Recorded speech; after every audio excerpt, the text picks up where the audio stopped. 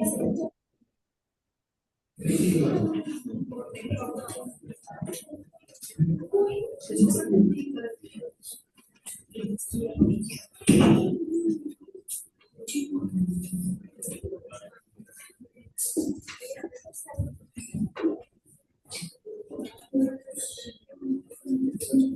Students,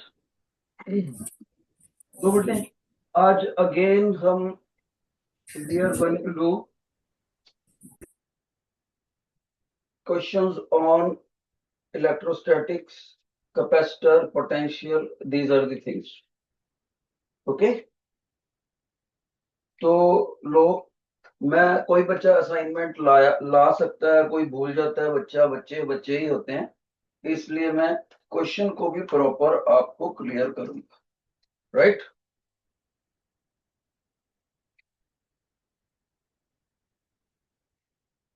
देखो question क्या कह रहा है बोल रहा है force acting upon a charged particle kept between the plates of a charge condenser is F। ध्यान से सुनना बेटा, अगर असाइनमेंट नहीं भी है तो भी ध्यान से सुनोगे। एक कैपेसिटर है बेटे और उसकी दो प्लेट्स है। Everybody knows one plate will have positive charge and other plate will have equal negative charge. The meaning is polarity is different, magnitude is same. Now he says between the plates a charge is placed such that force on this charged particle is F। मान लीजिए यहां पर एक हमने particle रख दिया and इसके ऊपर जो फोर्स लग रहा है, force on particle is F। ये बताया बच्चे, फोर्स ऑन पार्टिकल। अब वो बोल रहा है क्वेश्चन में कि इन दोनों प्लेट्स में से प्लेट नंबर 1 और प्लेट नंबर 2 में से एक प्लेट को रिमूव कर दिया गया। वन ऑफ द प्लेट्स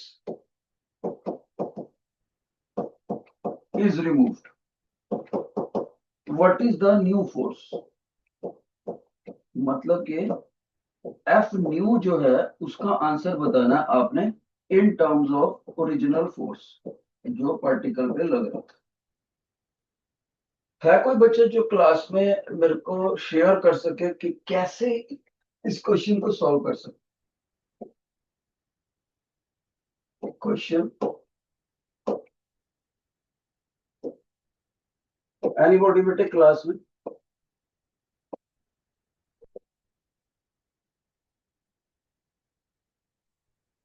देखो आप सभी को अच्छे से पता है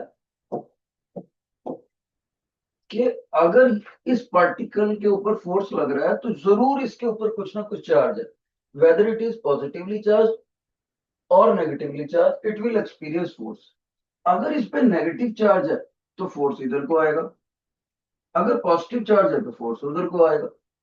कुछ भी मान लो, मान लीजिए हम इसके ऊपर पॉजिटिव चार्ज मान लें, तो positive Q and this particle Q, let's call it Q0, there will be repulsion.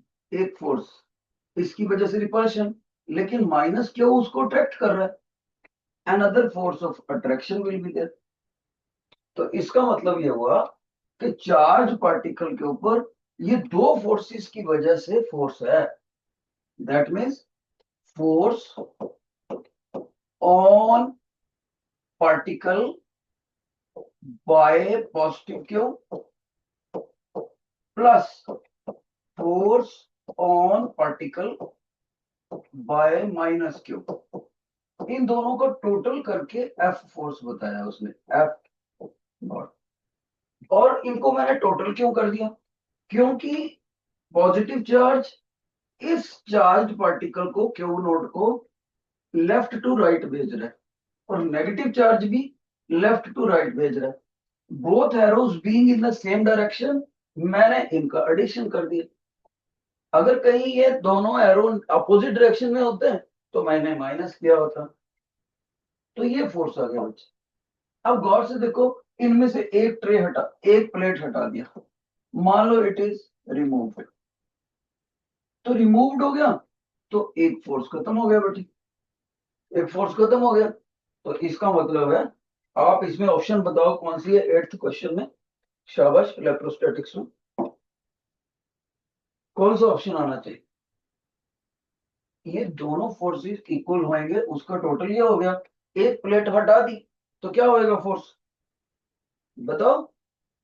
तो आप कहोगे सर, जब एक फोर्स हटा ही दिया ये वाला, और ऊपर से दोनों फोर्सेस इक्वल है, तो न्यू फोर्स जो होएगा वो ओरिजिनल फोर्स का हाफ ही हो जाएगा नेचुरल। क्लियर है। कौन सी ऑप्शन बना, सेकंड बना। इस तरह से सोचना होता है आपने बेटा। अब कोई बच्चा मेरे को ये कह सकता है, सर आपने हाफ कैसे कर दिया। आप कैसे कह सकते हो ये दोनों फोर्सेस इक्वल है।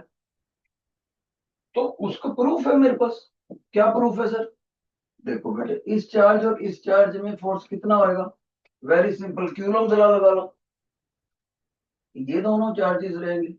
इस चार्ज और इस चार्ज में फोर्स कितना होएगा, क्यूलम जला लगा दो।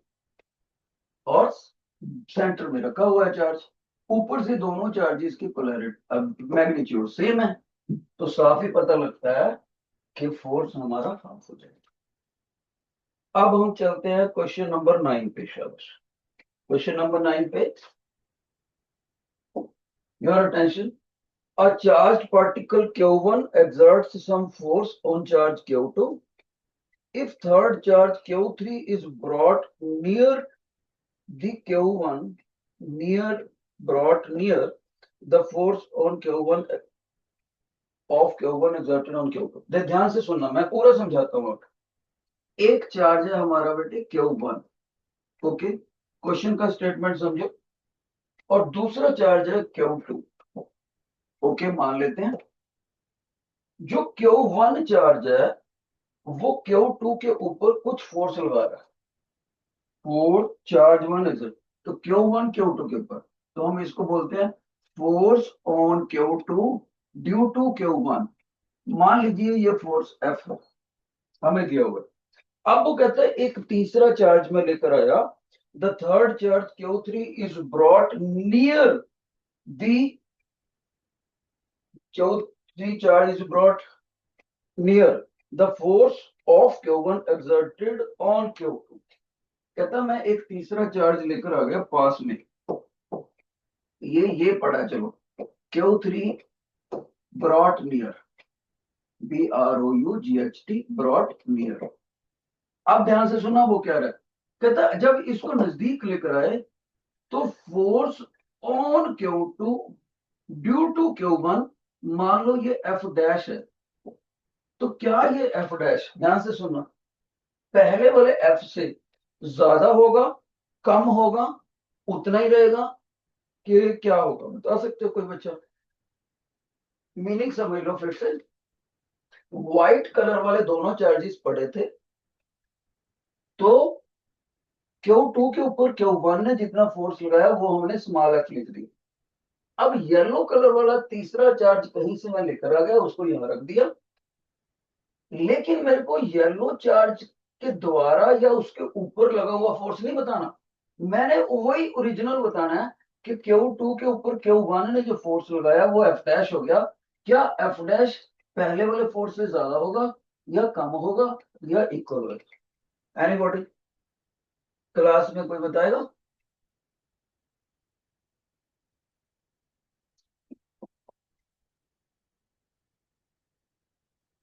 देखो, आप कंफ्यूज हो जाते हो बच्चे। देखो आप कहोगे सर एक क्लियर बात बताएं आपको, अगर आपने हमसे नेट फोर्स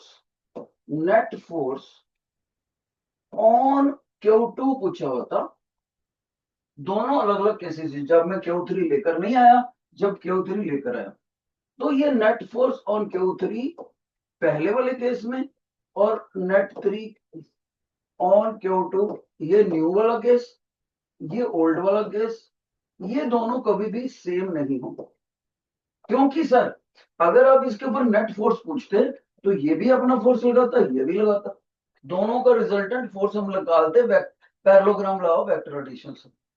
अब ये तीसरे वाला चार्ज आपका क्लोज नियर बाय आ गया या नहीं आ गया, वो अपना फोर्स तो इसके ऊपर लगा रहा है।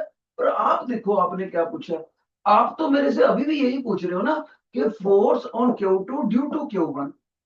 ना आपने उनकी पोजीशन चेंज करी, ना आपने उनकी दूरी चेंज करी, तो अभी भी इन दोनों में जो क्यूलम्स लॉ का फॉर्मेट होएगा वो तो अभी भी यही होएगा sir, k Q1 Q2 divided by r का स्क्वायर। और पहले भी यही था, के Q1 Q2 अपॉन आर का स्क्वायर। आपने मेरे से नेट फोर्स नहीं पूछा, आपने मेरे से अभी भी यही पूछा है, force on Q2 due to Q1। तो force on Q2 due to Q1 चाहे बाद वाला केस है चाहे पहले वाला केस है बेटे, ये सेम रहेगा। लेकिन अगर मैंने आपको नेट फोर्स पूछ लिया होता Q2 के ऊपर, नेट फोर्स, तब आप कहते सर जब तक येलो वाला चार्ज नहीं आया तब तक इस व्हाइट चार्ज ने इस व्हाइट चार्ज को इधर को पुश किया होता, बस यही होता नेट फोर्स। पहले वाला ओल्ड केस ये वाला होता सर, ये वाला जिसको आपने स्मॉल एफ भी बोला हुआ है। लेकिन अगर आप येलो वाला चार्ज भी साथ में ले आते हो और Q2 के ऊपर मेरे से नेट फोर्स पूछते तो ये भी तो इधर को रिपल्शन मारता सर, Q3 भी तो Q2 को रिपल्शन मारता, तब इन दोनों में हम पैरेललोग्राम लॉ वेक्टर लगा के ये नेट फोर्स निकालते। पर आपने क्वेश्चन में नेट फोर्स की बात ही नहीं करी, आप तो कह रहे हो on Q2 bye Q1, on Q2 bye Q1, जो कि आपका सेम ही रहे। समझ आया बेटे? बोलो यस और no. If yes please raise your right hand, if yes please raise your right hand. Okay, बहुत अच्छा, बहुत अच्छा। अब हम एक और करते हैं, क्वेश्चन नंबर 10। क्वेश्चन नंबर 10 को भी टीचर अच्छे से समझाएंगे, स्टेटमेंट हो सकता है आपके पास असाइनमेंट हो या ना हो। कह रहे if A charge is moving along the direction of coulomb force in an electric field. Okay, पहले हम इलेक्ट्रिक फील्ड ही बना लेते हैं। लीजिए, ये एक पॉजिटिव चार्ज प्लेट लगा लेते हैं, एक नेगेटिव चार्ज। सभी बच्चों को पता है पॉजिटिव प्लेट हायर पोटेंशियल पर होती है, नेगेटिव लोअर पोटेंशियल पर, और इलेक्ट्रिक फील्ड की direction is always from higher potential to lower potential, यानी इस डायरेक्शन। ओके, अब ये इलेक्ट्रिक फील्ड हमने जनरेट कर लिया। कह रहा है a charge is moving along the direction of coulomb force in an electric field। कहता यहां पर एक चार्ज है, वो इलेक्ट्रिक फील्ड की डायरेक्शन में मूव कर रहा है। अब गौर से देखो, उसने इस चार्ज की पोलैरिटी नहीं दी क्वेश्चन, लेकिन हम गारंटेड तौर पे निकाल सकते हैं कि पॉजिटिव प्लेट को पॉजिटिव चार्ज को पुश मारेगी, नेगेटिव प्लेट पॉजिटिव चार्ज को अट्रैक्ट करेगी। अगर ये चार्ज पॉजिटिव है तभी वो इलेक्ट्रिक फील्ड की डायरेक्शन में मूव करेगा, अगर ये नेगेटिव होता तो अपोजिट मूव कर रहा होता, कैपिटल ई की डायरेक्शन में। कैपिटल ई किधर से है, लेफ्ट टू राइट, और ये हमारा चार्ज इलेक्ट्रिक फील्ड की डायरेक्शन में है, इसलिए क्यू नॉट पॉजिटिव है। इतनी बात तो पक्की होगी। अब ऑप्शन में क्या पूछ रहा है, work is done by electric field, B option, energy is used from outside the source, C option, strength of field decreases, D option, energy of the system decreases। ये क्या बात है, पहली लास्ट वाली तीन ऑप्शंस बिल्कुल बेकार है भाई। जो भी इसको मूव करवाने में वर्क करा, इलेक्ट्रिक फील्ड नहीं करा, बच्चा कहेगा कैसे। अभी देखो, सभी बच्चों को पता है इलेक्ट्रिक फील्ड का फार्मूला होता है force experienced per unit test charge, सभी को पता है। और वर्क का फार्मूला होता है force plus one knowledge, force और डिस्प्लेसमेंट की डॉट प्रोडक्ट। Got it? तो अब फोर्स उधर को लग रहा है, डिस्प्लेसमेंट भी उधर को ही हो रही है, राइट, चार्ज की। तो ये दोनों एरो जिस पर टीचर टिक कर रहा है, फोर्स वाला एरो और डिस्प्लेसमेंट वाला, दोनों पैरेलल हो गए, इसका मतलब थीटा हो गया 0 डिग्री। तो डॉट प्रोडक्ट में वर्क कितना होएगा, एफ एस कॉस 0 डिग्री। सभी बच्चों को पता है सर कॉस 0 डिग्री 1 होता है और फोर्स की वैल्यू यहां से निकाल के यहां पुट कर सकते हैं। तो वर्क डन इसको इधर ले जाओ, test charge into electric field, इतना वर्क हो गया, फोर्स हो गया और डिस्प्लेसमेंट हो गया गैप बिटवीन दी प्लेट्स यानी एस।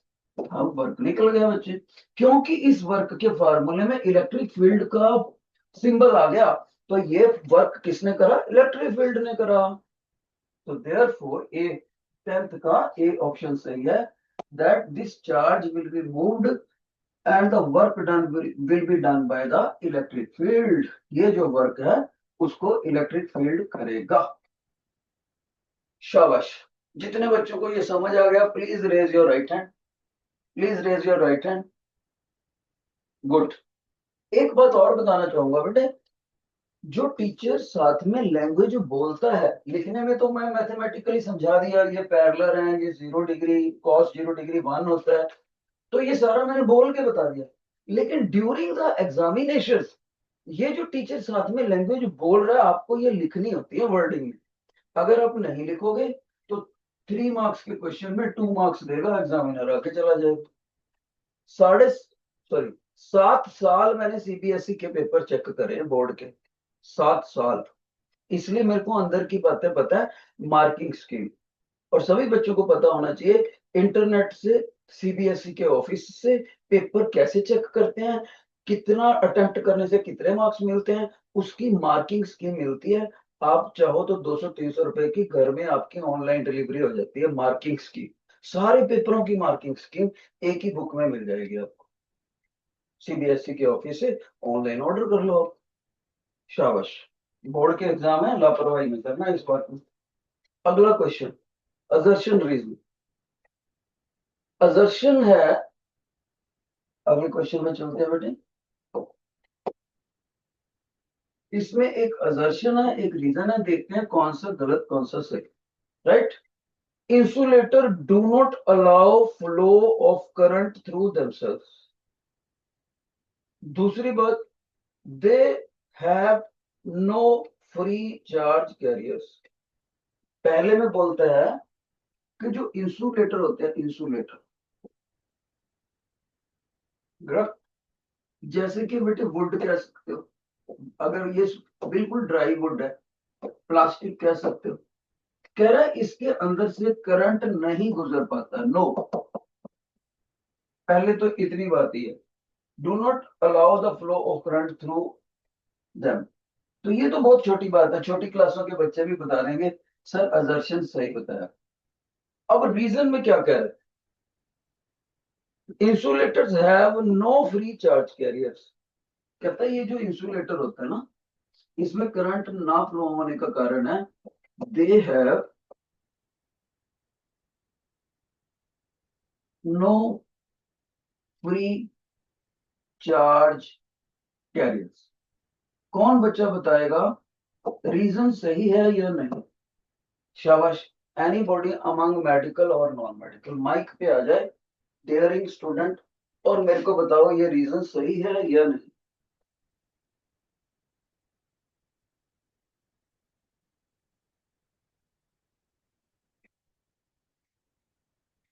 ये रीजन कि इनके पास फ्री चार्ज कैरियर नहीं।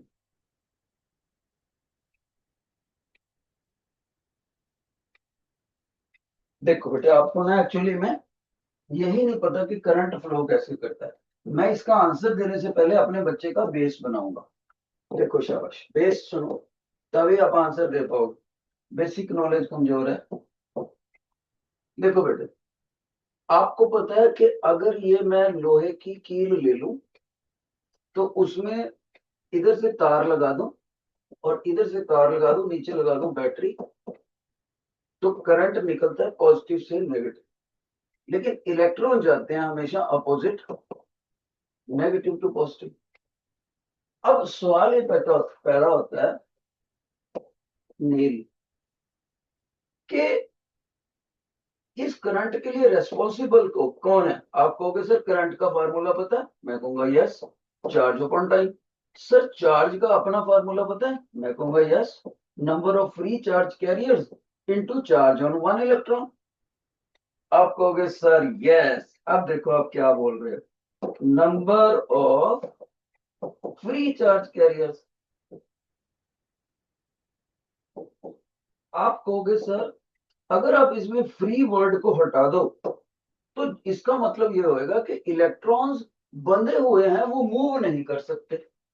और जब इलेक्ट्रॉन बंधे हुए होंगे, मूव नहीं कर सकते, तब आप उसको करंट कह ही नहीं सकते, क्योंकि करंट का नाम ही ये है rate of flow of charge. कितनी गति से कितना चार्ज फ्लो करता है। और चार्ज तभी फ्लो करेगा जब चार्ज जिस चीज का बना हुआ है, यानी इलेक्ट्रॉन पार्टिकल्स, वो मूव करें। अब इलेक्ट्रॉन तभी मूव करेंगे अगर उसको न्यूक्लियस ने अपने आउटरमोस्ट शेल में बांध के ना रखा हो, बल्कि वो न्यूक्लियस की आउटरमोस्ट शेल से फ्री हो गया हो, तभी उसका रिजल्टेंट फ्लो बनेगा। वरना तो वो एटम के अंदर ऑर्बिट में ही घूमता रहेगा। तो इसका मतलब जितनी भी मेटल्स होती हैं इंक्लूडिंग आयरन, वो तभी कंडक्टिंग होती हैं क्योंकि उनमें इलेक्ट्रॉन्स होते हैं और वो ऊपर से उनको फ्रीली मूव करने की फ्रीडम होती है। इंसुलेटर्स में क्या होता है, इंसुलेटर में जितना पॉजिटिव चार्ज जितना नेगेटिव चार्ज वो है, लेकिन वो आपस में म्यूचुअली हेल्ड अप है, फ्री नहीं है बेटे। इसका मतलब ये है कि ये रीजन सही दिया हुआ है। जब फ्री ही नहीं होएगा तो मूव क्या करेगा, और मूव नहीं करेगा तो हम rate of flow of charge बोल ही नहीं सकते। Rate of flow, flow move करना, फ्लो मैंने, तो इसका मतलब है जिस चीज में फ्री चार्ज कैरियर नहीं होते वो करंट फ्लो नहीं करवा सकते। हाँ, अगर वो बोल देता इस क्वेश्चन में they have no charge carriers, तब हमने रीजन को गलत कर दिया होता। फ्री वर्ड ना लिखा होता तो रीजन गलत था, क्योंकि चार्ज तो सारी चीजों में होते ही हैं। कैसे, एवरीथिंग कंसिस्ट ऑफ एटम्स, और एटम के अंदर क्या होते हैं, इलेक्ट्रॉन भी प्रोटॉन भी होते हैं। और इलेक्ट्रॉन प्रोटॉन है क्या, चार्जेस ही तो हैं। इसलिए फ्री वर्ड, फ्री चार्ज होना जरूरी है, तभी कोई चीज कंडक्ट करती। तो इसलिए रीजन सही हुआ। अगर मैं इतने वर्ड को छुपा दूं, insulators can not flow the current because they have no charge carriers, तो मैंने इस रीजन को गलत कर दिया। कितने बच्चों को समझ आ गया, raise your right hand, raise your right hand बेटे, शाबाश, बहुत अच्छे, बहुत अच्छे, डाउन। अब हम एक और बात करते हैं। क्वेश्चन नंबर हमारा है बेटे 12। टीचर आपको समझाएंगे। When a positively charged particle is placed at the point of suspension of a simple pendulum whose bob is charged negatively, then tension in the string is less than initial value. सुनो, कह रहा मैंने एक pendulum ले लिया। याद रहे आपने पेंडुलम को +1 में पढ़ा था। इसको क्या बोलते हैं बच्चे, बॉब। और एस पॉइंट को क्या बोलते हैं, point of suspension, point of suspension. अब मैं अपने बच्चों से पूछूं कि बेटे क्या इस धागे में तनाव होगा, क्या टेंशन होगी, सभी बच्चे बोलेंगे यस सर, आप लटका के देख लो धागे से पत्थर, धागा हमेशा आपका तना हुआ होएगा, ऐसे जिगजैग नहीं होएगा। जो तना हुआ है तो मतलब टेंशन है, टेंशन है तो मतलब फोर्स है। और हमेशा याद रखना, अगर आपसे टेंशन की डायरेक्शन पूछ ले तो tension is always towards point of suspension, tension is always towards point of suspension. Okay. और एक्चुअली में हुआ कैसे, क्योंकि ये बॉब है, इस बॉब का कुछ ना कुछ मास होएगा, तो मास को अगर ग्रेविटी से मल्टीप्लाई कर दे तो ये हो गया वेट। वेट, वेट की यूनिट भी न्यूटन होती है बेटे, और टेंशन की न्यूटन की यूनिट भी न्यूटन होती है। तो बेसिकली ये दोनों फोर्सेस हो गए, और ये हो गया न्यूटन थर्ड लॉ, एक्शन, और ये हो गया रिएक्शन। तो बच्चा कहेगा सर इसका मतलब मैं इस क्वेश्चन में कह सकता हूँ tension is equal to weight. Yes, magnitude wise आप कह सकते हो, डायरेक्शन वाइज अपोजिट। अब हमारे क्वेश्चन में कहता है ये तो है नॉर्मल सिचुएशन, इसमें हम टेंशन को मान लेते हैं टी। अब हमारे क्वेश्चन में बोलता है वो कि जो आपको मैं प्रेजेंट सिचुएशन दे रहा हूं उसमें मैंने पॉइंट ऑफ सस्पेंशन के ऊपर मैंने पॉजिटिव चार्ज रख दिया, यहां पर पॉजिटिव चार्ज, और जो बॉब है उसके ऊपर मैंने नेगेटिव चार्ज रखा। ये लो, पॉइंट ऑफ सस्पेंशन के ऊपर मैंने पॉजिटिव रख दिया बच्चे, और बॉब के ऊपर according to his statement negative रख दिया। कहता अब जो इसमें टेंशन होगी, मान लो वो टेंशन टी डैश है, कहता बताओ वो वाली टी डैश टेंशन इससे, पहले वाली टेंशन से ज्यादा होगी या नहीं होगी? क्या है, टेंशन या लेस होगी? सर लेस पूछ रहे, बिल्कुल। कहता है ये जो नई टेंशन है टी डैश, क्या वो ओरिजिनल येलो वाली टेंशन से कम होगी कि नहीं होगी? कोई बच्चा बता सकेगा? एनीबॉडी? कोई बच्चा बताएगा कि नई टेंशन इस धागे में पुरानी टेंशन से कम होगी कि नहीं होगी? एनीबॉडी?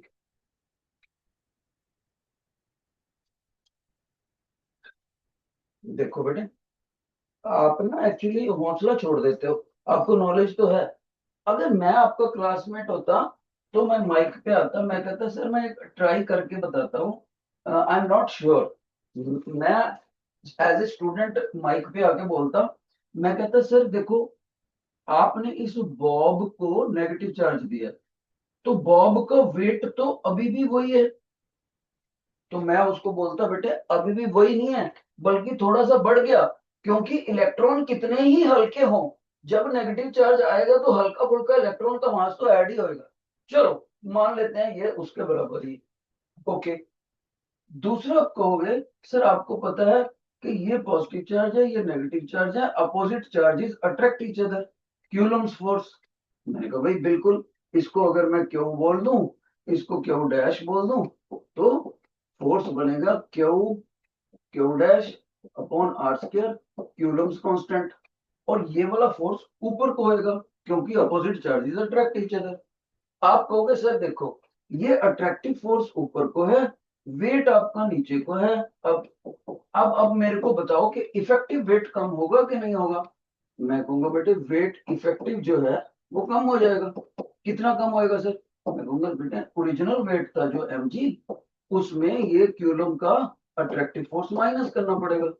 तो आप कहोगे सर आपको याद है आपने इसको एक्शन बोला था इसको रिएक्शन बोला था? मैं यस बेटे। तो आप कहोगे सर बन गई बात फिर। जब आपका एक्शन, ये वाला एक्शन पहले वाले एक्शन से कम हो गया कि नहीं, क्योंकि आप कुछ ना कुछ माइनस कर रहे हो। यस, एक्शन कम हो गया नया वाला, तो रिएक्शन भी कम होना चाहिए सर। क्योंकि बिल्कुल, क्यों होना चाहिए? Action and reaction are equal and opposite, magnitude wise बराबर होते हैं। तो इसी रिएक्शन को तो आप टेंशन कह रहे थे सर। तो इसका मतलब है टेंशन टी डैश आपका ओरिजिनल टेंशन से कम हो जाएगा, यानी कि असर्शन सही है। कितने बच्चों को ये समझ आ गया? शाबाश, raise your hand, right hand. बहुत अच्छे। अब एक बच्चा मेरे से बोलता है सर वेट वेट वेट, मैं एक अपना क्वेश्चन पूछना चाहता हूँ। मैंने कहा बेटे पूछो। सर मान लीजिए मैंने ऊपर भी पॉजिटिव चार्ज दे दिया होता और नीचे भी पॉजिटिव दे दिया होता, तो मैंने कहा अगर सिमिलर पोलैरिटी का दोगे तो इसमें जो क्यूलम का फोर्स होएगा और वो रिपल्सिव इन नेचर होएगा, तब तो वेट बढ़ जाएगा, इफेक्टिव वेट।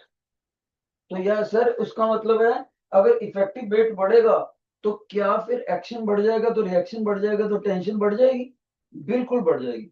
तो सभी बच्चों ने याद रखना है, अगर पॉइंट ऑफ सस्पेंशन और बॉब को अपोजिट पोलैरिटी का चार्ज दिया हो तब धागे में टेंशन कम होगी। अगर उनको सेम पोलैरिटी का चार्ज दे दिया हो तो धागे में तनाव ओरिजिनल वाले से ज्यादा होगा। लिख लो, शाबाश, लिख लो। If if if polarity of the charge, if polarity of the charge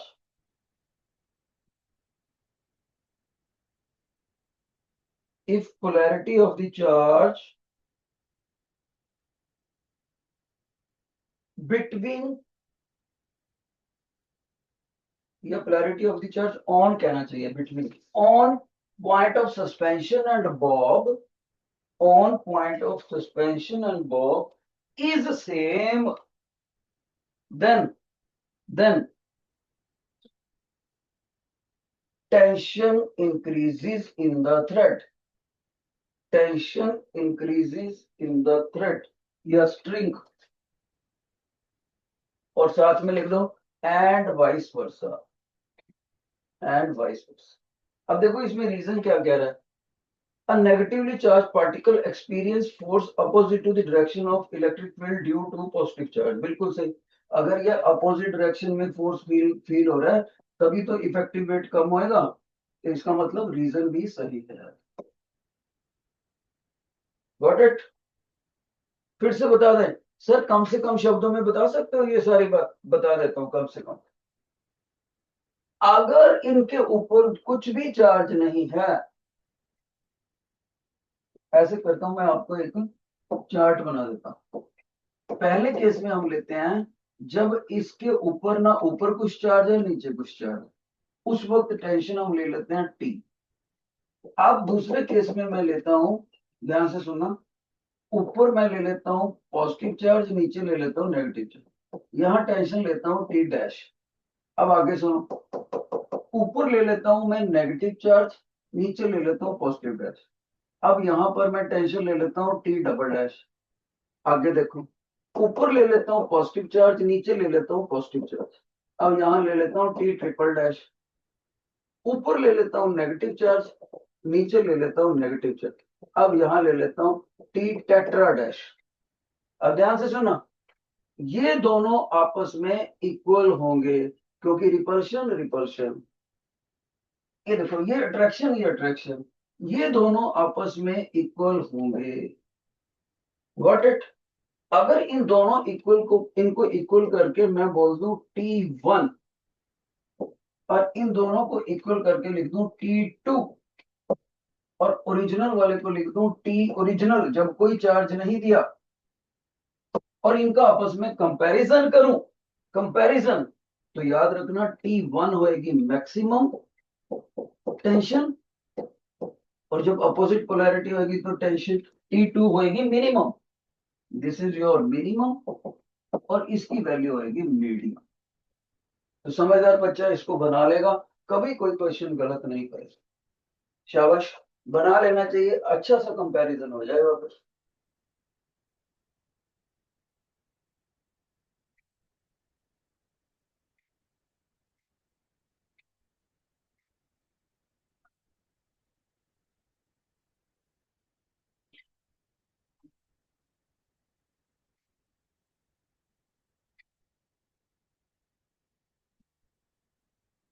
लो बेटे, अब हमारे पास एक केस स्टडी है. केस स्टडी, केस स्टडी में हल्का सा वो पैराग्राफ बता रहा है. One day at Oxford university, Allison attended the lecture on electrostatic potential and potential difference and electric dipole. Unfortunately, he was suffering from sinus on that day. कहता Cambridge university का Allison करके कोई student था, जिस दिन उसकी class में potential के ऊपर आर्टिकल कराया उस दिन उसको जुकाम था. At home, when Ellison tried to clarify his fundamentals on topic potential by revision at his own, he got puzzled. घर में जब उसने इसको दोहराने की कोशिश करी कि चलो मैं लेक्चर को समझ लूं अब, तो वो उसको तो कुछ समझ में नहीं आया, वो तो कंफ्यूज हो गया. ही सॉट हेल्प फ्रॉम यू. आप उसके क्लासमेट हो, आपसे उसने मदद मांगी, और आप उससे एक साल सीनियर भी हो और उसके रूममेट भी हो, ठीक है, लेकिन आप दूसरी यूनिवर्सिटी कैम्ब्रिज में पढ़ते हो. तो being generous in nature you will redress the doubts and mention below. कहते हैं आपकी नेचर जो है वो हेल्पिंग नेचर है. आप आप as as friend of the Allison आप उसके डाउट्स को क्लैरिफाई करोगे. अब आपका जो फ्रेंड एलिसन है वो पहली चीज आपसे क्या पूछे. एलिसन कहता है असर्शन ए, असर्शन में ए, एलिसन आपको कहता है electron move away from region of lower potential to region of higher potential. वो कहते हैं, एलिसन कहता है कि जो इलेक्ट्रॉन होते हैं ना, वो लो पोटेंशियल से हायर पोटेंशियल की तरफ भागते हैं, ठीक है। और उसका रीजन बताता है, since electron has a negative charge. Reason क्या बताता है कि इलेक्ट्रॉन्स के ऊपर नेगेटिव चार्ज होता है, इसलिए आपने इसको रिड्रेस करना है। आप कहोगे वेट वेट वेट, मेरे टीचर ने यह सिखाया था, किसी पॉइंट के ऊपर नेगेटिव चार्ज की अकमुलेशन करते जाओ तो उस पॉइंट का इलेक्ट्रिक पोटेंशियल जो होता है वो डाउन डाउन चला जाता है, जितना नेगेटिव चार्ज स्टोर करते जाओ। और आपको शायद याद हो, मैंने इसकी एग्जांपल एक बार ली थी आपको समझाने के लिए, टेररिस्ट ट्रेनिंग कैंप।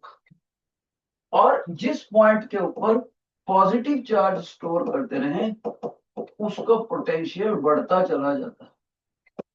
और आपको शायद याद हो, मैंने इसको समझाने के लिए बोला था कि जैसे अमृतसर का गोल्डन टेम्पल या हरिद्वार की हर की पौड़ी, जहां पर हमेशा पाठ चलता रहता है। पॉजिटिव मैंने गुण, नेगेटिव मैंने अवगुण, ठीक है। अब आपका दोस्त एलिसन कहता है कि अगर यहां पर इलेक्ट्रॉन छोड़ोगे तो वो इलेक्ट्रॉन लोअर पोटेंशियल से अपर की तरफ जाएगा।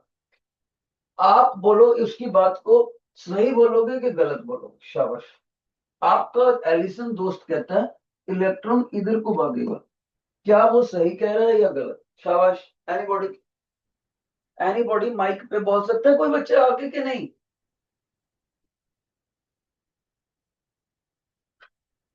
क्यूरियोसिटी नहीं है बेटे। 10th क्लास के बच्चे ना ऐसे ऐसे आते हैं माइक पे जैसे अपॉर्चुनिटी को ग्रैब करना। वो आप +2 में डरे डरे, कईयों को पता है इसका आंसर, बोल नहीं रहे। इसका मतलब पता है क्या है? आप उतने बड़े हो नहीं जितना समझने लग गए, ओवर मेच्योर हो गए, मार खाओगे फाइनल पेपर में। बच्चे बन जाओ, बच्चे अगर अच्छे से सीखो, माइक पे आओ, आंसर दो, ज्यादा से ज्यादा गलत हो जाएगा और क्या हो जाएगा। शाबाश। I want any daring student among medical and non medical students. आपके प्रिंसिपल भी इस वक्त मीटिंग पे हैं और वो देख रहे हैं मेरी स्कूल के 80 बच्चों में से कोई बच्चा माइक पे आने के लिए तैयारी, +2 का। शाबाश। ऊपर से टीचर कह रहे हैं no problem even if you answer wrongly. शाबाश। I want the daring student come to the mic and reply. लो मैम देख लो, आपके बच्चे हैं, आप भी हो। वेरी, बेटे पता नहीं क्यों नहीं डेयरिंग। आपको कहना चाहिए सर आपको पता है इलेक्ट्रॉन जो होते हैं नेगेटिवली चार्ज होते हैं। आई सेड यस। आपको पता है माइनस नेगेटिव और नेगेटिव रिपेल ईच अदर और negative and positive attract each other. जो तो हायर पोटेंशियल वाला पॉइंट है वो इलेक्ट्रॉन को खींचेगा ही खींचेगा अट्रैक्टिव फोर्स की वजह से। और जो लोअर पोटेंशियल वाला है वो इलेक्ट्रॉन को similar charges repel each other push करेगा ही करेगा रिपल्शन की वजह से। इसका मतलब अगर एलिसन ये कह रहा है कि इलेक्ट्रॉन लोअर से हायर पोटेंशियल की तरफ मूव करते हैं तो आपका आंसर सही होना चाहिए। ऐसे जवाब देना था आपने बस। दूसरी बात, वो कह रहा है इसका रीजन ये है कि इलेक्ट्रॉन के ऊपर नेगेटिव चार्ज होता है। बिल्कुल सही। अगर ये इलेक्ट्रॉन खुद नेगेटिव ना होता तो लोअर पॉइंट वाले पोटेंशियल से रिपल्शन कैसे फील करता? अगर ये इलेक्ट्रॉन नेगेटिव ना होता तो हायर वाले पॉइंट से अट्रैक्शन कैसे फील करता? इसलिए इलेक्ट्रॉन के ऊपर नेगेटिव चार्ज होना जरूरी है, वरना ये लोअर पोटेंशियल से हायर में नहीं जाए। एक बात सुनो, अगर इसी क्वेश्चन में कहीं वो प्रोटॉन के बारे में क्वेश्चन पूछ लेता, प्रोटॉन, सभी बच्चों को पता है प्रोटॉन पॉजिटिव है, तो उसको हायर पोटेंशियल से रिपल्शन मिलती और लोअर को जाता। Proton always moves from higher potential to lower, और इधर को ही करंट जाया करता है जिधर को पॉजिटिव चार्ज जाता है। लेकिन electron always from negative to positive, lower potential to higher. जिन बच्चों को एक केस समझ आ गया please raise your hand, please raise your hand. इतना तो रेस्पॉन्स दो। ओके। जो हाथ भी नहीं खड़ा कर सकता बेटे वो क्लास में ना बैठना प्लीज। दूसरा पॉइंट, दूसरा पॉइंट कह रहा है assertion, positive charge always move from higher potential to lower potential और ये रीजन दे रहा है, बिल्कुल सही। डी ऑप्शन में असर्शन में कह रहा है कि पॉजिटिव चार्ज हायर पोटेंशियल से लोअर में मूव करता है। ये मैं बाय चांस बता ही दिया आपको प्रोटॉन के लिए। और इसका रीजन ये बोल रहा है electric potential is a vector quantity. Assertion ये बता रहा है और इसका रीजन ये बता रहा है इलेक्ट्रिक पोटेंशियल जो है वो एक वेक्टर क्वांटिटी है। बोलो रीजन सही है कि नहीं? Anybody on the mike? Electric potential no sir. No sir. Very good very good. इसी बच्चे में हौसला है दोनों क्लासों में। बस कभी कभी बस हौसला करता है तो यही बच्चा करता है यार, बाकी बच्चे पता नहीं क्यों। कम से कम सारे मिलके इस अकेले बच्चे का मुकाबला तो करो। आज के बाद इस अकेले बच्चे का बाकी 80 बच्चों को चैलेंज है, देखते हैं इसकी कैपेबिलिटी का कौन मुकाबला कर पाए। एक ही बच्चा जवाब देता है हर बार। तो आप कहोगे सर वेक्टर तो कभी स्केलर क्वांटिटी होता ही नहीं, आपने खुद ही बताया था। अगर इसका रीजन देना होता तो उसको ये देना चाहिए था कि प्रोटॉन के ऊपर पॉजिटिव चार्ज। इसलिए बी के अंदर असर्शन तो सही हुआ और रीजन गलत। एक क्वेश्चन बचा है इसमें, ये दो बचे। सी, सी में भी असर्शन दिया हुआ रीजन दिया हुआ, देखते हैं क्या कह रहे हैं। Two adjacent conductors carrying same positive charge have potential difference between them. The potential to which a conductor is raised depends upon the charge. The potential to which करना चाहिए, to which a conductor raised upon the charge. कैसे? ध्यान से सुनो। एक plate ये पड़ी है, उसके ऊपर पॉजिटिव चार्ज, एक प्लेट ये पड़ी है, उसके ऊपर पॉजिटिव चार्ज। कहता दोनों प्लेटों के ऊपर दो एडजेसेंट कंडक्टर हैं, उनके ऊपर सेम पॉजिटिव चार्ज है। Have a potential difference between them, same positive charge. Low same कर देते हैं भाई। तो कहता है इन दोनों में पोटेंशियल डिफरेंस होगा, होगा कि नहीं होगा potential difference? Anybody in the class? No बेटे, आप कहोगे सर आपको याद है पोटेंशियल का फार्मूला आपने कराया था, V इज इक्वल टू के क्यू अपॉन आर। चार्ज आप सेम कह रहे हो, तो इसका भी पोटेंशियल V है, इसका भी पोटेंशियल V है। आप पोटेंशियल डिफरेंस की बात कर रहे हो, तो V में से V माइनस करेंगे तो जीरो ही आएगा। बहुत अच्छे। दूसरा कहता है रीजन,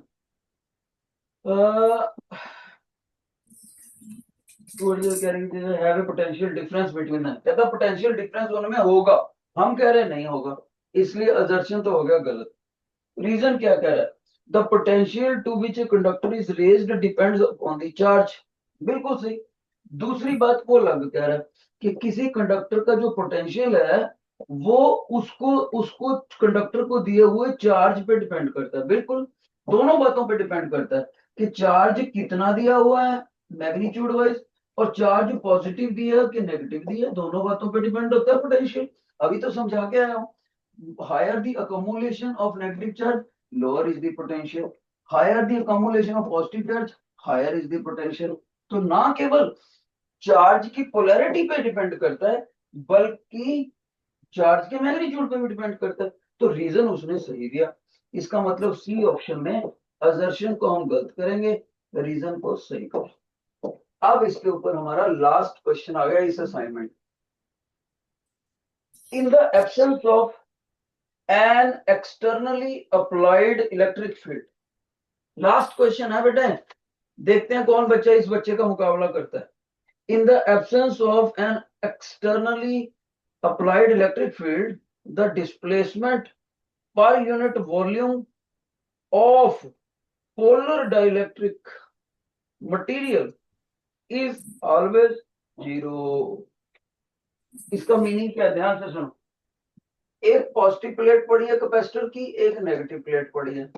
कहता है इसके अंदर जो डाइलेक्ट्रिक है, आपको पता है उसके मॉलिक्यूल ऐसे खींचते थे, नेगेटिव चार्ज इधर को खींच जाता है पोलर मॉलिक्यूल का, पॉजिटिव चार्ज इधर को खींचता है, और हमने इसको बोला था पोलराइजेशन। पोलराइजेशन। अब वो कहता है कि मान लो ये सारा कुछ तब हुआ क्योंकि एक्सटर्नल इलेक्ट्रिक फील्ड है। कहता मान लीजिए ये प्लेटें मैं हटा दूं कैपेसिटरों को, अकेला डाइलेक्ट्रिक पड़ा है, ओके, प्लेटें हटा दी तो मैंने इलेक्ट्रिक फील्ड हटा दिया। In the absence of externally electric applied electric field the displacement per unit volume of polar dielectric material is always zero. तो इसका जो डिस्प्लेसमेंट होगा ना, इलेक्ट्रिक डाइपोल मोमेंट, वो जीरो होगा, डिस्प्लेसमेंट पर यूनिट वॉल्यूम। बताओ कोई बच्चा। True.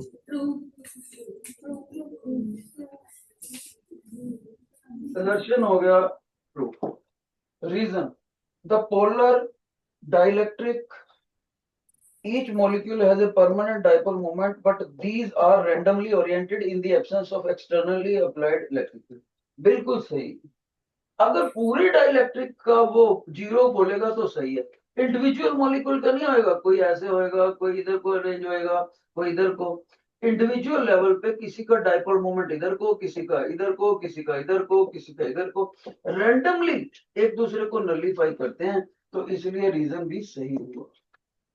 लेकिन जैसे ही इलेक्ट्रिक फील्ड अप्लाई करते हैं कैपेसिटर की प्लेटों से, तो ये सारे डाइपोल ऐसे ऐसे सेट होकर बैठ जाते हैं पर्टिकुलर डायरेक्शन, टेढ़े मेढ़े से हट जाते हैं। तो यहाँ पर जीरो नहीं होता, यहाँ पर जीरो होता है। Got it? तो कह रहा है कि पोलर डाइलेक्ट्रिक में जब तक इलेक्ट्रिक फील्ड नहीं होता, उसके पोलर मॉलिक्यूल्स रैंडमली ओरिएंटेड होते हैं। तो रीजन भी सही हुआ। जिन बच्चों को ये चारों आदर्श रीजन समझ आ गया, please raise your right hand. शाबाश, please raise your right down. जिनको ये नहीं समझ आए बच्चे, बिना किसी शर्म के और ऐसे मानते हुए कि जैसे मैं आपके स्कूल का रेगुलर टीचर हूं, ऐसे मानते हुए, इतना अपनापन देते हुए लेफ्ट हैंड खड़ा कर लो। तो नहीं समझ आया, बिना डरे, बिना शर्म और स्टेबल। अब हमारे पास एक और असाइनमेंट भी है, उसमें से मैं आपको अच्छे अच्छे सिलेक्टेड क्वेश्चन करवाता हूँ। ध्यान से देखते हैं, एक आधा जो भी हमारे पास जितना भी टाइम बचे। चलो देखो बेटे, मेरे पास वो कह रहा है, ध्यान से सुनना, मेरे पास कह रहा है, कहता है ऐसे एक कैपेसिटर है, उसमें वैक्यूम है, और इस वक्त इसकी कैपेसिटी सी नॉट है, सी नॉट इसकी कैपेसिटी है। ओके, हमने बोला ठीक है जी। कहता उसी कैपेसिटर के अंदर मैंने, उसी कैपेसिटर के अंदर कहता मैंने डाइलेक्ट्रिक रख दिए हैं, डाइलेक्ट्रिक, और दोनों डाइलेक्ट्रिक मैंने जो रखे हैं इसके ऊपर, वो डाइलेक्ट्रिक ऐसे रखे हैं। एक डाइलेक्ट्रिक ऐसे आधी जगह पर, और एक ने दूसरी आधी जगह भर दी। इसका डाइलेक्ट्रिक कांस्टेंट K1 है, इसका डाइलेक्ट्रिक कांस्टेंट K2 है। कहता इस नए केस में कैपेसिटी है C। कहता ये C उस C नॉट से कैसे लिंक्ड है, ये बताना है बच्चे हमें। देखो, पेपर में अगर मैं कैपेसिटर के ऊपर क्वेश्चन डालना हो और पेपर सेटर हूं, तो मैं ये डाल दूंगा फाइनल पेपर। ध्यान से सुन, मैं बोलूंगा कि सर कैपेसिटी का फार्मूला होता है epsilon not a upon D. मैं बोलूंगा बेटे ये ए क्या है, आपको कि सर दोनों में से किसी भी प्लेट का, एक प्लेट का एरिया होता है। ओके बेटे, ये डी क्या है, sir gap between the plates होता है, और यहाँ पर वैक्यूम होना चाहिए, तब होती है ये कैपेसिटी। बेटे एप्सिलॉन नॉट क्या है, सर एप्सिलॉन नॉट तो एब्सोल्यूट परमिटिविटी होती है, ये आपको पता होनी चाहिए। ठीक है, ऐसा ही यूनिट्स। अब मेरे को चाहिए इसमें कैपेसिटी, तो आप कहोगे सर आपको याद है आपने हमें करवाया था, अगर इस सारी जगह को आप एक ही डाइलेक्ट्रिक से भर दो और उसकी डाइलेक्ट्रिक कांस्टेंट ओके सारी जगह, सारी जगह, तब नई कैपेसिटी जो बनती है वो पुरानी कैपेसिटी से, वैक्यूम वाली से k टाइम्स ज्यादा हो जाती है, and k is always greater than 1 dielectric constant. ये तब है अगर आप सारी जगह भर दोगे तो मैंने कहा बहुत अच्छे। अब इसमें बताओ, आप कहोगे सर इसमें आ जाओ आप आधे कैपेसिटर की कैपेसिटी के ऊपर बात करते हैं। मैंने कहा ठीक है बेटे, आधे कैपेसिटर पे आप बोलोगे सर कैपेसिटी आएगी सी नॉट, नहीं यानी कि एप्सिलॉन नॉट, एरिया उतना ही। आप देखो सर ये लगा रहे हो आप, तो नीचे आप गैप बिटवीन दी प्लेट्स आधा होने की वजह से डी नहीं लोगे, बल्कि इतने हिस्से को उस डी का आधा d/2 लोगे। तो मैंने कहा ये सही है बेटे। समझदार बच्चा बोलेगा सर अभी भी गलत है। आपको याद है कि जब आप स्पेस को डाइलेक्ट्रिक से भरते थे तो आपने बोला था k टाइम्स बढ़ जाता है, तो यहाँ डाइलेक्ट्रिक C1 है, नहीं K1 है, तो आप K1 टाइम्स इसको इंक्रीज कर दो। ब्रैकेट वाला पोर्शन तो तब होता अगर यहाँ वैक्यूम होता, आपने तो डाइलेक्ट्रिक रख दिया तो ये 1 लिखो। मैंने कहा ओके, इसको हम C1 कह देते हैं। सर ऐसे ही आप C2 निकालो। मैंने कहा बच्चे वो कैसे निकालेंगे? सर उसका डाइलेक्ट्रिक कांस्टेंट K2 है, epsilon not, area of the plate उसमें भी उतना ही है, गैप बिटवीन द प्लेट्स ये भी d/2 है। मैंने कहा बहुत अच्छे बेटे। अब मेरे को तो ओवरऑल चाहिए बच्चे। आप कहोगे सर जहां पर एक कैपेसिटर खत्म हो रहा है वहां से दूसरा शुरू हो रहा है, हैव यू नोटिस? मैंने कहा यस। आप कहोगे सर इसका मतलब C1 और C2 सीरीज में है, बिल्कुल सही। तो आपको पता है सर सीरीज में जब कैपेसिटर होते हैं तो वो रेसिप्रोकली ऐड होते हैं, यानी C1 का रेसिप्रोकल करोगे, C2 का रेसिप्रोकल करोगे, तब आपका नेट कैपेसिटी जो आप यहां पूछना चाहते हो मेरे से वो आएगा, वो भी रेसिप्रोकल। ऐसा फाइन भाई। तो जैसे ही मैंने इसकी वैल्यू यहां रखी तो आप देखो पहले तो ये बनेगा कितना, ये बनेगा K1 twice epsilon not A/D। इसी तरह से ये क्या बनेगा, K2 ऊपर चला जाएगा, K2 twice epsilon not A/D। तो आपको जब सर ये आप यहाँ रखोगे ना, वो भी रेसिप्रोकल करके रखना है आपने, तो आपका ये बन जाएगा सारा 1D ऊपर चला जाएगा सर, और बन जाएगा आपका, या ऐसे करो सर आप ना के, चलो रख ही देते हैं बेटा, डी ऊपर चला गया और यहाँ बन गया ये वाला twice A1 epsilon not A, और यहाँ भी देखो सर ट्वाइस डी ऊपर चला गया, twice K2 epsilon not A। अब यहाँ आप मेरे को बोलोगे सर देखो K1 और K2 आपके डिफरेंट है, बाकी आप कॉमन ले सकते हो। I said yes. तो 1/C net is equal to D upon epsilon not A, और ट्वाइस ये कॉमन ले लिया, ब्रैकेट में 1/K1 प्लस 1/K2। उसके बाद आप कहोगे सर एलसीएम ले लो, तो इसका मतलब हो गया 1/C net D twice epsilon not A, और यहाँ इनका एलसीएम ले लो K1 plus K2 divided by K1 K2। अब आप कहोगे सर देखो आपको तो C नेट चाहिए, रेसिप्रोकल ले लो सारे का, therefore C net is equal to K1 K2 K1 plus K2 नीचे, और reciprocal twice epsilon not A/D। अब लास्ट में आप मेरे को कहोगे सर आप एक चीज और देखो, आपको पता है एप्सिलॉन नॉट A/D ये आपकी ओरिजिनल कैपेसिटी थी पूरे कैपेसिटर की, तो इसका मतलब C नेट हो गया, ये ट्वाइस को आप आगे ले आओ K1 K2 divided by K1 plus K2, और यहाँ पर ओरिजिनल कैपेसिटी C नॉट लिख दो, ये आपका आंसर आ गया।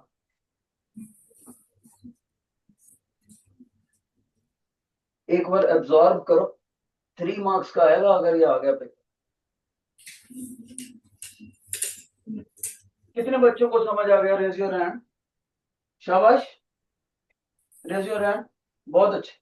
अब डाउट, अब इसमें एक पेपर में एक तरह का और क्वेश्चन आ सकता है, वो क्या आ सकता है, ध्यान से सुन लेना। वो इन दोनों डाइलेक्ट्रिक को ऐसे घुमा सकता है, ये ऐसे दोनों को इकट्ठा पकड़ के ऐसे, जब ये दोनों को ऐसे घुमा देगा ना बेटे, तो दोनों के लिए डी फैक्टर तो सेम हो जाएगा, एरिया फैक्टर हाफ हो जाएगा।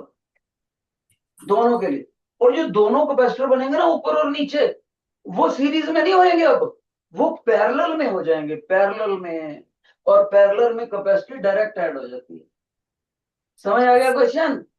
ऐसा भी आ सकता है क्वेश्चन कि वो पेपर में आपको ऐसा फिगर देने की बजाय पेपर में ऐसा फिगर दे दे। अगर ऐसा फिगर दे दिया तो ये कैपेसिटी भी K1 टाइम्स बढ़ जाएगी, ये K2 बढ़ जाएगी। लेकिन जहां पर मैंने D का हाफ करा है ना, वहां D को तो उतना ही रखना है, क्योंकि D तो दोनों कैपेसिटरों के लिए उतना ही रहा। लेकिन एरिया का प्लेट हाफ हो जाएगा। इस कैपेसिटर के सामने आधी प्लेट आई, इस कैपेसिटर के सामने आधी प्लेट आई, तो दोनों में एरिया हो जाएगा आधा आधा। और ये दोनों कैपेसिटर पैरेलल में है, और पैरेलल में जब नेट कैपेसिटी निकालते हैं तो C1 प्लस C2 को सीधा ऐड करते हैं, रेसिप्रोकली ऐड नहीं करते। समझ आ गया? एक प्लस 2 के पेपर में 5 नंबर का क्वेश्चन आया था 3 साल पहले ना 4 साल पहले, उसने ये दोनों डाल दिए थे, ये कैपेसिटी भी निकालो, ये कैपेसिटी भी निकालो, और बाद में उनकी रेशो पूछ ली थी, रेशो। तो बच्चे ने ये निकालना था, फिर ये निकालना था, फिर आपस में डिवाइड करना था, फिर उसका आंसर आना था। 5 मार्क्स। क्लियर? आज का लेक्चर वाइंड अप करते हैं। जिन बच्चों को आज का लेक्चर समझ आ गया, please show me the thumbs up. Thumbs up show कर दो, शाबाश। Thank you to the teacher maintaining so good discipline in the class.